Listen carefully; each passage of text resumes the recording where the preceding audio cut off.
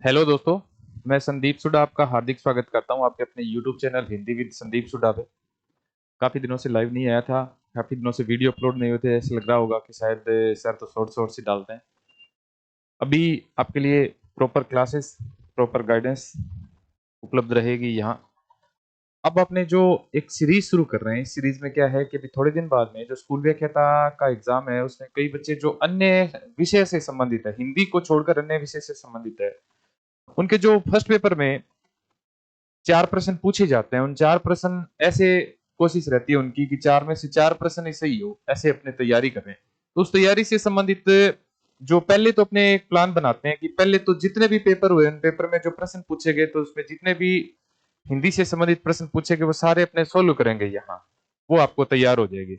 उसके बाद में कुछ ऐसे प्रश्न भी लेके आऊंगा, मैं एमसीक्यूज लेके आऊंगा, ऐसे ऑब्जेक्टिव टाइप प्रश्न लेके आऊंगा जो आपके लिए बहुत इंपॉर्टेंट रहेंगे। इसके साथ साथ में टॉपिक वाइज आपको मैटर भी प्रोवाइड करवा दिया जाएगा, पीडीएफ में भी प्रोवाइड करवा दिया जाएगा। तो इसी सीरीज में अपने इसी से शुरू करते हैं, लास्ट एग्जाम से शुरू करते हैं। अभी लास्ट एग्जाम हुआ था जो हिंदी का, जो हिंदी के 4 प्रश्न पूछे गए थे उससे संबंधित है कि उसमें जैसे ये जो पिछला एग्जाम है ये 17 नवंबर 2024 को था। 17 नवंबर 2024 में जो हिंदी से संबंधित 4 प्रश्न पूछे गए थे वो अपने देखते हैं कि कैसे प्रश्न पूछे गए या फिर उनका जो सोल्यूशन करना है तो कैसे करना है। उनमें जो पहला प्रश्न है वो पहला प्रश्न है कि सत प्लस में शास्त्र से निर्मित रूप है। ऐसे अगर सत प्लस में शास्त्र से संबंधित रूप अगर पूछा जाए और आपके पेपर में आ जाए कि इसका सही शब्द बनाना हो, तो ये जो शत शब्द है, ये जो शास्त्र शब्द है, तो इसमें क्या है कि त के बाद में सलजम लग रहा है, और ये जो तय के बाद में सलजम लग रहा है ना, तो तय के बाद में सलजम लगने से दोनों मिलकर च बन जाते हैं, ऐसे हैं। तो तय के बाद में सलजम लगने से ये तय का च बन जाता है, सलजम का छ बन जाता है, और सत प्लस में शास्त्र से जो नया शब्द बनता है वो बनता है सतशास्त्र। अब इसमें कई बच्चों ने गलती ये कर दी कि सतशास्त्र की जगह उन्होंने ये ऑप्शन सही कर दिया, क्योंकि ये व्यंजन संधि के तहत बैठ भी रहा था, लेकिन ये पूर्णतया पूर्णतया गलत था। ठीक है, तो सत प्लस में शास्त्र से जो नया शब्द बनेगा, अगर पेपर में पूछा जाए कौन सा होता है, तो वो होता है सतशास्त्र। अपने जो अगला प्रश्न करते हैं कि जो अगला प्रश्न है कि इल प्रत्यय से निर्मित शब्द नहीं है। ये जो इल प्रत्यय से निर्मित शब्द नहीं है, तो इसमें पूछा गया कि इल प्रत्यय का कौन सा ऐसा शब्द है जो इल प्रत्यय से संबंधित नहीं है। इसमें जो 4 शब्द है, एक तो है फेनिल। अब ऐसे प्रश्न कभी भी पूछे जाएं तो याद रखना कि ऐसे प्रश्न में पहले तो आपको मूल शब्द देखना होगा। इन शब्दों में मूल शब्द क्या है, उसके बाद में उसके अंत में क्या शब्द लगा हुआ है, उसके बाद में ही आपको प्रश्न है वो सही होंगे। प्रत्यय की प्रश्न या फिर उपसर्ग से संबंधित जो भी प्रश्न पूछे जाए, तो उन दोनों में ये याद रखना है कि पहले आपको मूल शब्द देखना है। प्रत्यय से संबंधित या उपसर्ग से संबंधित देखने से पहले आपको मूल शब्द देखना पड़ेगा। तो ये जैसे फेनिल शब्द है, ये फेनिल शब्द फेन से मिलकर बना है। अब फेन का अर्थ वो नहीं है पंखा, या फेन का अर्थ में उसका फेन प्रशंसक नहीं है। इस फेन का अर्थ होता है जाग। इस फेन का मतलब क्या होता है, तो फेन का मतलब होता है जाग। ये जो शामिल है इसमें इल प्रत्यय नहीं है, इसमें इल प्रत्यय नहीं है। जटिल शब्द देखें तो जटिल शब्द में जट शब्द के इल प्रत्यय लगने से बनता है, और जट का अर्थ होता है बाहर, बहिर्गमन, बाहरी रूप। वो जट से संबंधित जटिल बन जाता है, ये इल प्रत्यय है। ये तुंदिल शब्द है, ये तुंद अर्थात तोंद से मिलकर बनता है। तोंद, तोंद मतलब पेट का जो उभरा हुआ भाग, उसको तोंद बोलता है। तोंद के इल प्रत्यय लगने से क्या बनता है ये, या तुंद के इल प्रत्यय लगने से क्या बनता है, तुंदिल। ये जो तुंदिल शब्द है, ये मेरे याद आ रहा है कि अपने स्कूल व्याख्याता के सेकंड प्रश्न पत्र में सीरीज के फूल एक निबंध लगता है जो हजारी प्रसाद द्विवेदी जी का है। उस द्विवेदी जी के निबंध में वो कहते हैं कि सीरीज का जो पेड़ होता है, वो सीरीज का पेड़ अमीरों के घर में खिलता है, लेकिन उसमें अमीरों के घर में भी होता है, लेकिन क्या है कि उसमें भारी वजन नहीं कर सकता। मैं उसमें वो हजारी प्रसाद द्विवेदी कहते हैं कि अगर मैं उन तुंदिल नरपतियों की बात नहीं करता, उनके लिए तो भले लोहे का पेड़ बनवा ले, मैं तुंदिल नरपतियों की बात नहीं करता। वो तो भले लोहे का पेड़ बनवा ले तो वो भी टूट जाता है। तो तुंदिल शब्द आया था उसमें। ये जो तुंदिल शब्द है, तो तुंदिल मतलब है भारी भरकम शरीर वाले, तोंद वाले, उनको तुंदिल बोला गया था। तो तुंदिल शब्द में कौन सा प्रत्यय है, तो तुंदिल शब्द में इल प्रत्यय है। कौन से शब्द में इल प्रत्यय नहीं है, तो कौन से में नहीं है, तो शामिल में नहीं है। ठीक है, अपने जो अगला प्रश्न देखते हैं कि द्विज का अर्थ नहीं है, द्विज का अर्थ नहीं है, द्विज का अर्थ नहीं है। इससे संबंधित अगर ये जैसे द्विज है ना, तो पहले द्विज के दो अर्थ देखने पड़ेंगे अपने। ये द्वि है और ये ज है।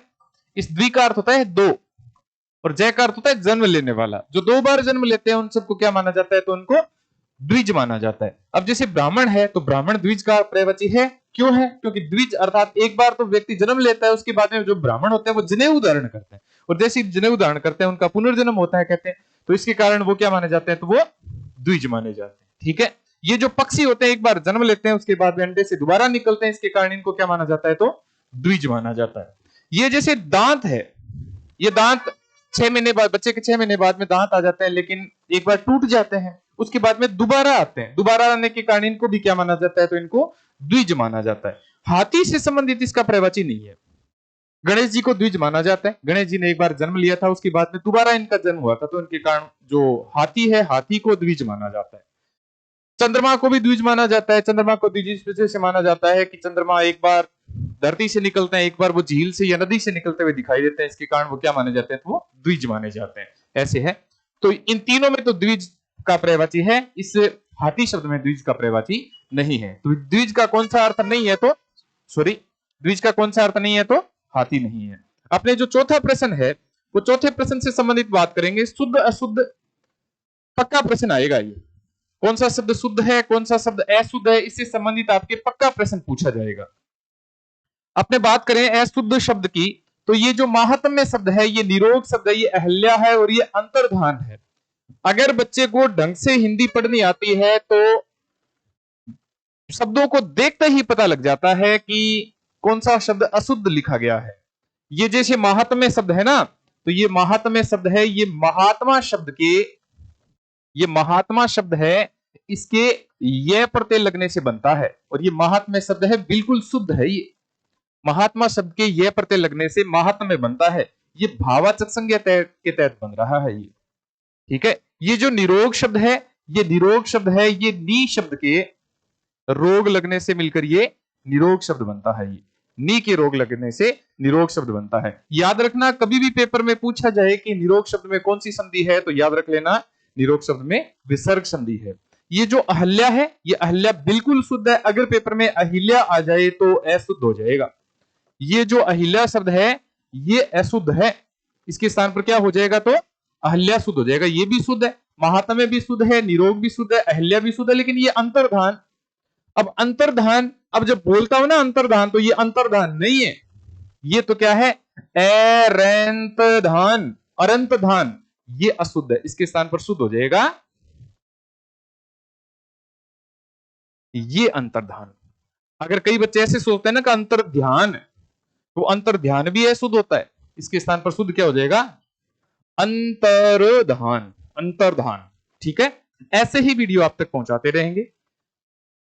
कमेंट करना, आपको जो भी टॉपिक चाहिए उन टॉपिक से संबंधित आपको ज्यादा से ज्यादा वीडियो आप तक पहुंचाते रहेंगे। अपने जो पढ़ाई संसार ऑनलाइन ऐप है, उस ऑनलाइन ऐप पे भी आप वीडियो देख सकते हो। इसके अलावा जितने भी साथी कंपटीशन से संबंधित तैयारी करते हैं, वो सभी के सभी साथी पढ़ाई संसार ऑनलाइन जो ऐप है, जो गूगल प्ले स्टोर से आप डाउनलोड कर सकते हैं, उसमें भी सारे कोर्सेज मिल जाएंगे। जितने भी राजस्थान की भर्तियों से संबंधित जितने भी एग्जाम होते हैं, उन सब एग्जाम से संबंधित तैयारी करवाई जाती है, तो वो भी आप तक पहुंच जाएंगे। पढ़ाई संसार ऑनलाइन ऐप को डाउनलोड कर लेना। और ये वीडियो देखा, इस वीडियो के बाद में आपको ये वीडियो कैसा लगा, ये सुझाव जरूर देवें, और अपना चैनल को सब्सक्राइब कर लेवें और बेल आइकन पे क्लिक कर लेवें, ताकि आने वाले वीडियो की नोटिफिकेशन है वो आप तक पहुंच रहे। अगला जो प्रश्न, जो आपके लिए प्रश्न लेके आऊंगा, वो इससे पीछे का जो एग्जाम हुआ था स्कूल व्याख्याता का, उसमें जो 4 प्रश्न पूछे गए थे, उन 4 प्रश्नों से संबंधित जो वीडियो है वो आप तक पहुंचाऊंगा। आपको वीडियो कैसा लगा जरूर कमेंट बॉक्स में हमें कमेंट कीजिएगा। धन्यवाद, मिलते हैं अगले वीडियो के साथ।